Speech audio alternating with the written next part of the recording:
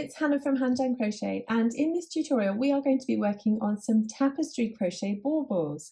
Now you can find the pattern for 6 of these available on my blog, and all 7 are available in my Bauble collection ebook, and I'll put all the information down below in the description box for you. And you can make these so quickly. Honestly, you can whip one of these up in an hour. They're such fun to make, and once you get the principles of how to create the base and the top, and then read the chart to get these different designs in the middle sections, you will be away. They're great fun, so let's get going. So to make the baubles, I chose to work with Colour Theory yarn from Lion brand. It's a beautiful yarn to work with, 100% acrylic, and it's a category 4 worsted weight yarn, but I would say it's on the lighter side of worsted weight. So if you're over here in the UK like me, or somewhere that uses lots of double knit yarn, then absolutely I would go hunting in your stash for something that is a similar kind of look and weight to this, because it works really, really well. And you'll see in the description below you barely need any yarn for each of them, but I have listed exactly what I've used, what colours I've used, if you want to match my colours and my style for my baubles. The other thing obviously you'll need is some baubles. Now I got these are fillable baubles with a top that just pops off. They're really, really handy and really, really good for this project, but if you'd rather not purchase any, then you could just cover some old ones. These are 8 centimeters across, so somewhere or thereabouts, that's just over 3 inches. And you could always use some fibre fill to fill them, or some yarn scraps and yarn ends, but you just need to make sure you'll stuff them quite well so that they're nice and round and spherical. And then you'll be able to pop some ribbon on the top and decorate them however you'd like, in order to then hang them wherever you'd like them to be. Crochet hook wise, we're going to need a 2.75mm crochet hook, would you believe it? Now that is a C crochet hook, and that feels really, really small for this weight of yarn, but what we want to do is have really nice tight texture and tight stitches in order to make the patterns and the images pop from them. And then you'll need a pair of scissors and a needle to work in your ends. And also, if you're a fan of stitch markers, then I would have a stitch marker at hand, because it's quite easy to lose your first stitch if you're not careful. So if you like working with stitch markers, grab one of those, and then we are all set to go. So if we have a look at the bauble together, you're going to see here that we have these little ridges all the way along. And they are because we are only going to be using the back loop of the stitches in this tapestry section here. So that is what gives the lovely texture that you see here, and it just makes the design pop out just a little bit more, and especially when you've got actual pictures of things rather than just a zigzag design like this one, it makes them really stand out and look really lovely. So you can either follow along using the graph or the written pattern. The graph is what we're going to be using here. And the thing to notice about this is that these light grey sections, they do not count as stitches. They don't count at all. They are just to show you for the full width or the circumference of the bauble that we have here. The beginnings of our baubles start with these 6 stitches, and then we're going to increase and increase and increase and increase until we get to the full 42 stitches that we need. And when we get to those 42 stitches, that is when we'll begin the tapestry section. And then once we've finished that tapestry section, we will decrease to the top of the bauble. Now, if you've already made some of my Fair Isle baubles that are also in this collection, you will see that there are a different number of rounds in the Fair Isle than there are in the tapestry ones. So in the tapestry ones, because we're working into the back loop only, this makes the stitch much, much taller than the Fair Isle ones. So therefore we don't need as many rounds in this tapestry section. So don't get muddled up as to which charts are which. Make sure you know which chart uses which technique, because the charts are actually exactly the same.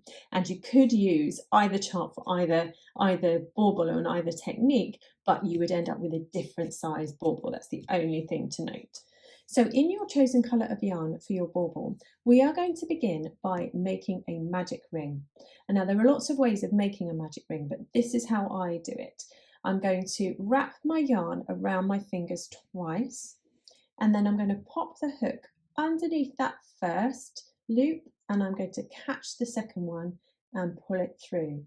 Now it will twist around like that, and then I will yarn over and I will chain one, and that will be ready for me to use. So I can now work into that loop, and then I'll be able to pull it tight and pull it shut.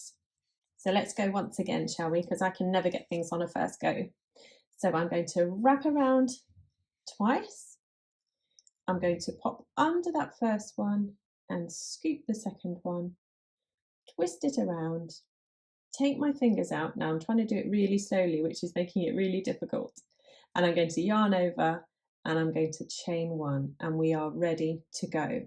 Now that magic ring will start off all of our baubles. If you have lots of trouble, which I know lots of people do, I did for a long time with making a magic ring, then don't worry, you can just chain two, and then you can work your first round into that second chain from your hook.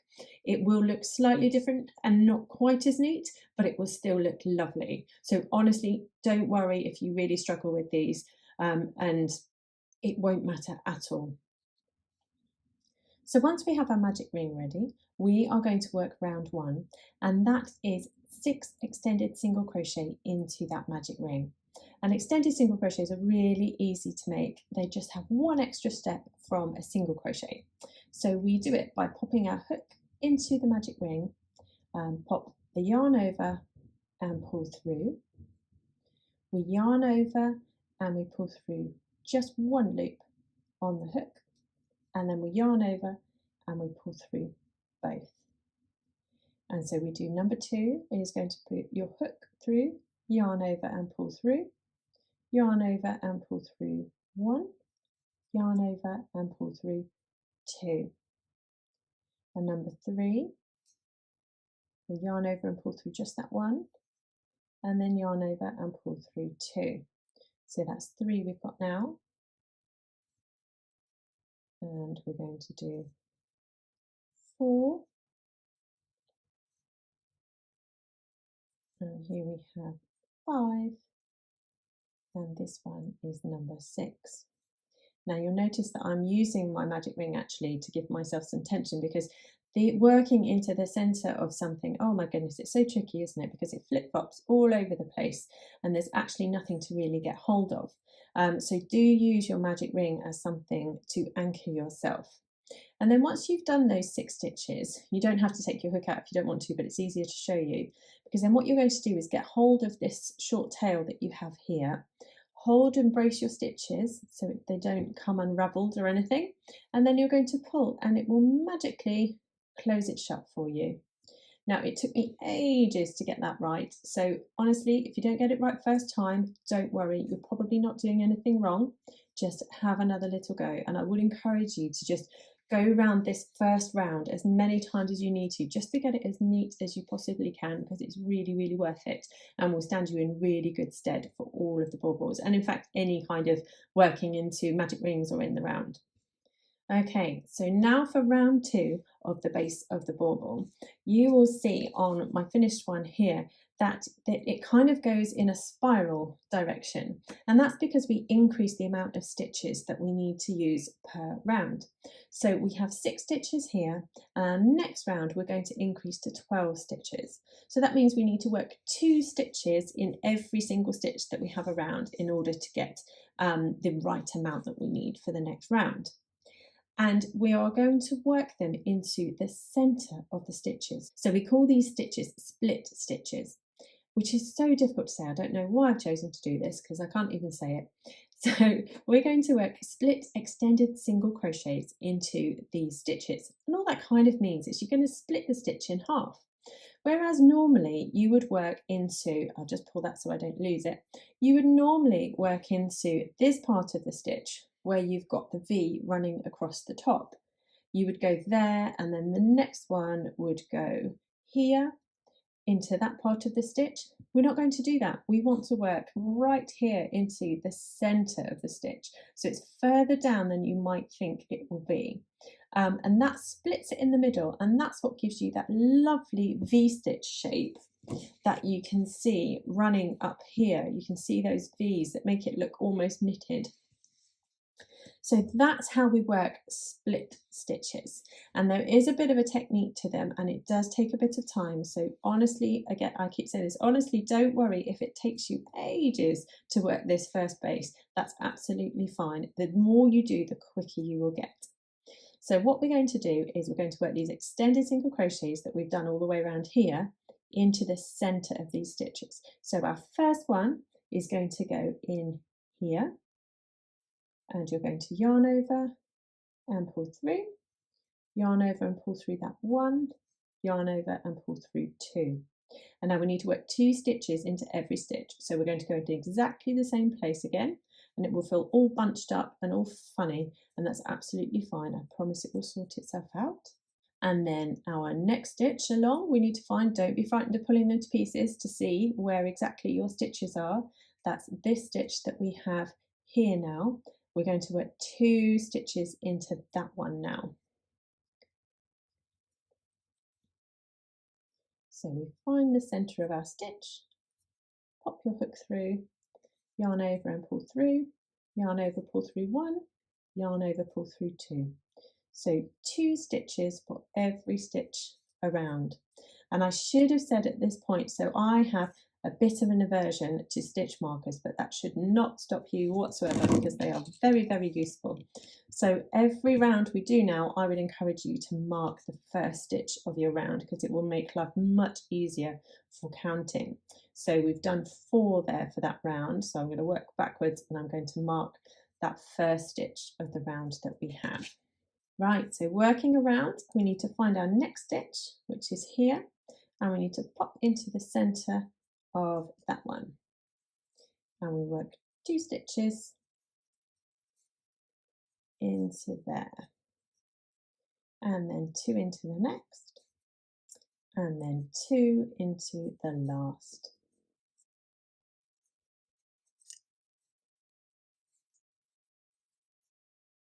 And that's round 2 complete.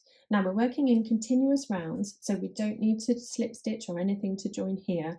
We'll just launch straight into the next round, into that stitch that we began there with.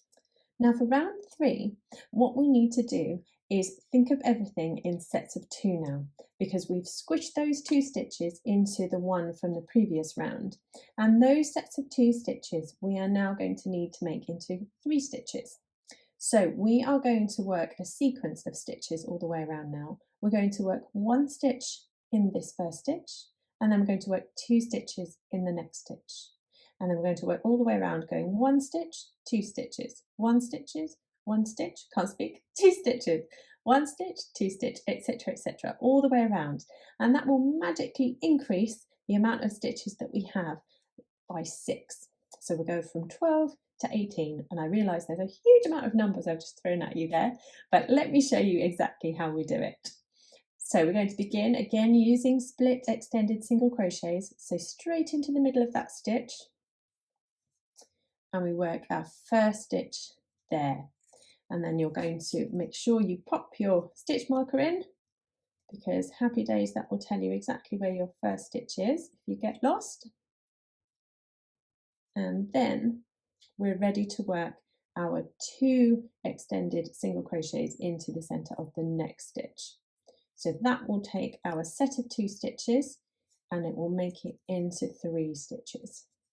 And so there isn't any magic when it talks about increasing stitches and stuff in crochet. I think people get a bit scared by it, and there's no magic formula. You just have to do it evenly, and all the patterns that you read should tell you exactly how to increase and where to increase.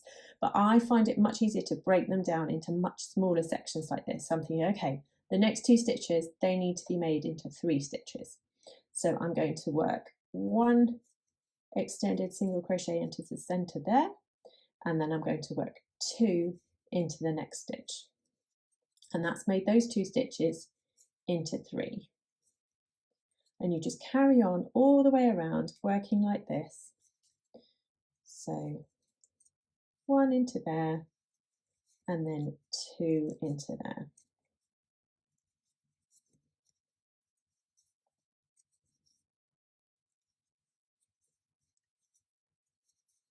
That's 1, and that's 2.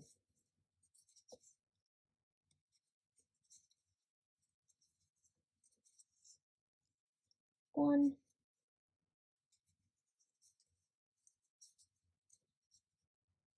and 2, and our final set is 1 and 2, and that's all there is to round 3.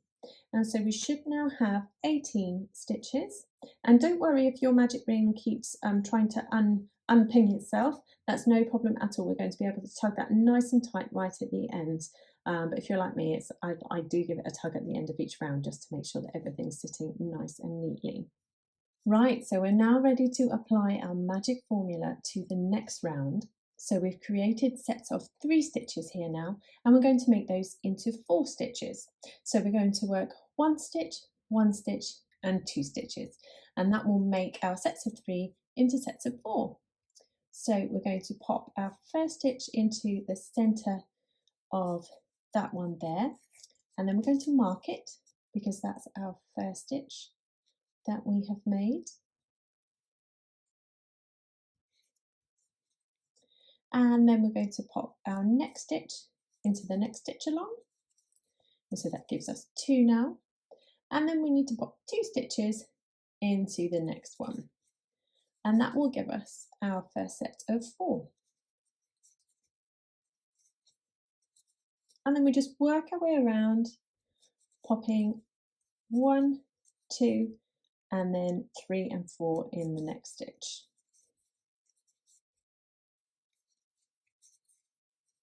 There's 3 and there's 4, and this will take our stitches from 18 to 24 for this round. And there we have the end of round 4. And so you might have already guessed what we're going to do for round 5. We are going to take our sets of 4 stitches and we're going to turn them into 5. So we're going to work 1, 2, 3, 4 and 5 into the last stitch. So you'll see it follows a really, really pleasing pattern that helps you increase. And as long as you just think in these small sets of stitches and don't worry about the whole count until you've done the round, but do check your counts once you get to the end. There's 1 and then 1 in the next stitch. Oops, ping.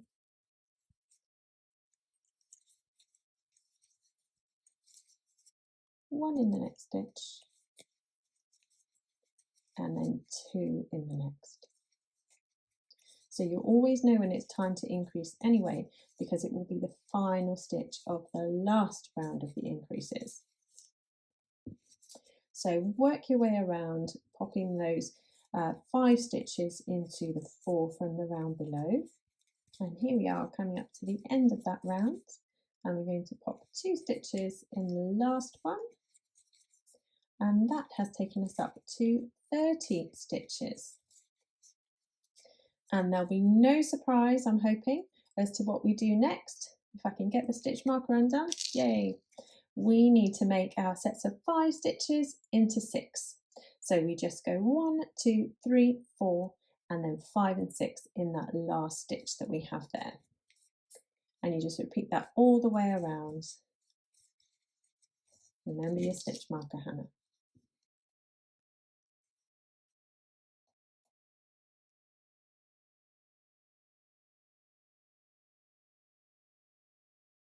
So that's our first 4 stitches, and stitch 5 and 6 go together in that last one there.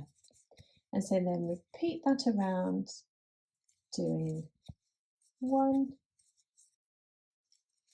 2, 3, and 4, and then 5 and 6 go into that last one together. there's 5, and there's 6. Now repeat all the way around and I'll meet you back here. So that's our 6 rounds of the base complete, and that's the same for all of the baubles, whichever technique you're using. So once you've completed that, you're then ready to find the chart that you're going to work with and then move on to the next part of the bauble. Right, so if we look at our charts now for our tapestry bauble, we're going to see that we're going to now work round 7, and that's going to be an increase round because we have more squares than we have on the previous round.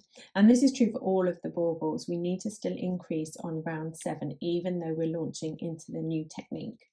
So for tapestry crochet, we are now going to be working all of our stitches into the back loop only of them. And we can see on the chart, I should have mentioned before, I suppose, that the colour that we're using for round 7 is all this same grey colour. So we're going to stick with the colour that we already have. And we're going to work an increase round still, but all into the back loop only. So we're going to be looking at the stitches on their ends, and we're going to be looking at the front loops of them here, that is the closest one to us, and the back loops here, which are at the back away from us. So we're always going to want to find the furthest loop away from us. So I always stand them on their ends, and then you pop your hook into just that loop, and you're going to find a ridge sticking up at you then. And you yarn over and pull through, and yarn over and pull through 1. So we're just working regular single crochets into the back loop only. And then what we're going to do for this increase round, we're going to mark our first stitch, and we're going to increase by working 5 single crochets and then 2 in the next. So exactly the same principle as we've used for making the base. We just make our sets of 6 stitches into sets of 7. So that's 2, that's 3, 4, and 5, and then we need to pop 2 stitches into this next stitch to make it into 7, 6, and 7. And we just work our way around doing that. So 5 individual stitches and then 2 in the next.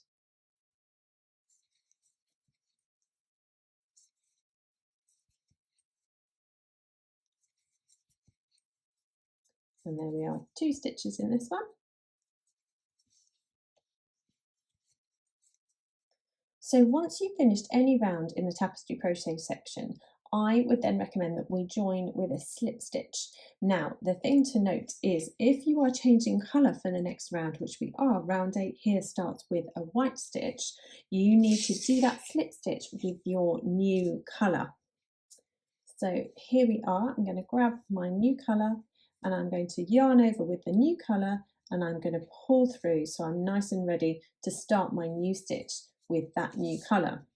Now, looking at our chart, we can see that we now have 2 colours used throughout this round, and we're going to be doing 2 stitches in the white, and then 3 stitches in the grey, and then 4 stitches in the white, and 3 stitches in the grey.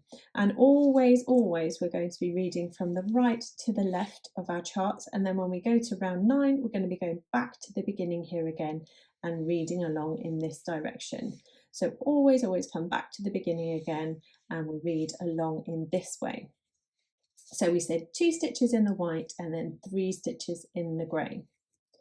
So I'm going to chain 1 but keep that nice and tight, and then working into the back loops only, I'm going to work 1 and 2 stitches in the white as we said, and then we have 3 stitches in the grey. So I'm now going to grab my grey working yarn, and I'm going to yarn over, and I'm going to complete that second stitch with that grey colour, and then I'm ready to work 3 stitches in that grey. And you'll notice I don't complete my final stitch with the same colour, I complete it with the colour that I'm going to change to. And now what I'm also going to do in this last stitch here is create my first float. So I'm going to lay the yarn across there like that, and then I'm going to yarn over and pull through for the colour that the stitch is, and then I will yarn over and I'll complete the stitch in the new colour that I'm going to be using next. And that just helps keep your colours here at the back organised. It will mean that you don't have too long a piece of yarn here that might snag or get caught. And so we now have 4 stitches in the white. So any more than 3 stitches in any one colour, and I would recommend that you create yourself a float. So this is my 3rd of the 4 stitches, and I'm going to lay my yarn across and I'm going to complete that whole stitch, but I've encased that grey colour in the back there. And so the next stitch we're going to change to the grey, and then we've got 3 of the grey again. So there we are, 1, 2 and 3, and I'm going to create myself another little float there.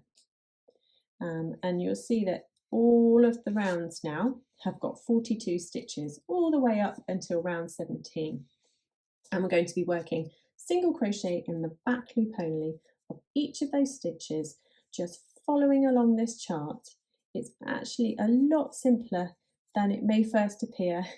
So if you want to have a go at doing that first round and working your colour changes as it tells you in the chart, and then meet me back here when you've finished that round, and we will change and work the next round together. So here I am at the last 2 stitches of the round, and I can see that for the next round, round 9, I'm going to begin with the grey colour. So I'm going to do 1 stitch in the grey for the beginning of round 9. So I'm going to complete that stitch with the same colour, but then work my slip stitch into this first stitch here in my new colour.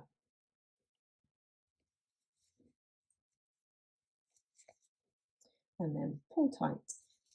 And now if you want to keep using a stitch marker, absolutely do. But another trick is to, in that first stitch, pull through your tail. Any tail will do, but one of your short tails from the back of your work, pull it through, and then you don't have to keep moving a stitch marker up and down everywhere. So then all we now need to do is keep working our way around. We have 1 stitch in grey, 2 in white, 1 grey, 2 white, etc., etc., all the way around, and get back to where you began of those 42 stitches. And we just keep going and going and going until we have completed this tapestry section. So I hope you'll see it's a lot easier than it might first appear. So for whichever bauble you're making, work up until round 17, and then we'll be ready to work the decrease section of the top together. Okay, so now we're ready to work the decrease section and the top of our baubles here. And you'll see, so I've whipped in the ends and I have broken the other colour that I was using, and I have put my bauble in place, and you see it's a lovely fit. Now, if you're stuffing your baubles, this is the point that I would say to do them before we start decreasing, and you can always squidge another little bit of stuffing in as you close the top. And the thing to note here is that for the tapestry baubles, we do this first round of the decreasing slightly differently. The only difference being that we work into the back loops only still, rather than into the split into the centre of the stitches as we did with the fairer ones. So we are just going to be doing extended single crochets, and we're going to be working those into the back loop only of the first 5.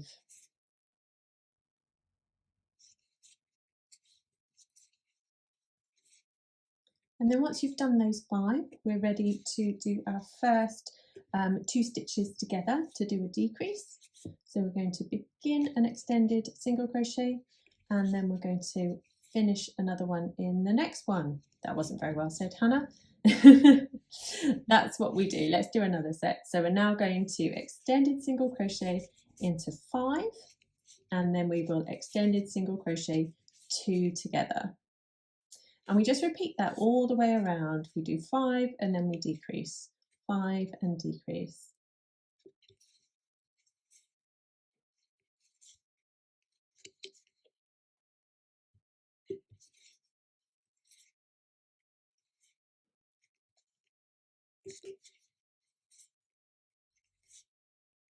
So that's 5. And then we're ready to decrease over these 2 stitches we have here. That's 1 and 2 for the decrease. So those 2 stitches just become 1. And so we carry on all the way around doing 5 and a decrease, 5 and a decrease until you get back to the beginning. Okay, so once we've finished that round, we are then ready to start working into the center. So using our split stitches again, just like we did at the beginning and just like we did on the top of the ferrule baubles. So now we're going to follow the pattern and we're going to work split extended single crochet into 4 and then work a decreased 4 and a decrease, 4 and a decrease. And we'll work those all the way around. And then our subsequent rounds will take us all the way down to 12 stitches. So we'll decrease those down to 12 to complete the top of the bauble. So we work right into the center of those stitches, making sure you wriggle your hook to get it in nicely, because you might find that these are a little tighter because we've been working into the back loops only there. And if you need a refresher about how to do the top of the baubles here with our decreases, pop back to the ferrule video and you'll see the top there worked in full. And that's all there is to it. Finish off your ends and pop your top on your bauble and a little ribbon and you are done. I really hope you've enjoyed this tutorial. Thank you so much for joining me and I will see you again soon.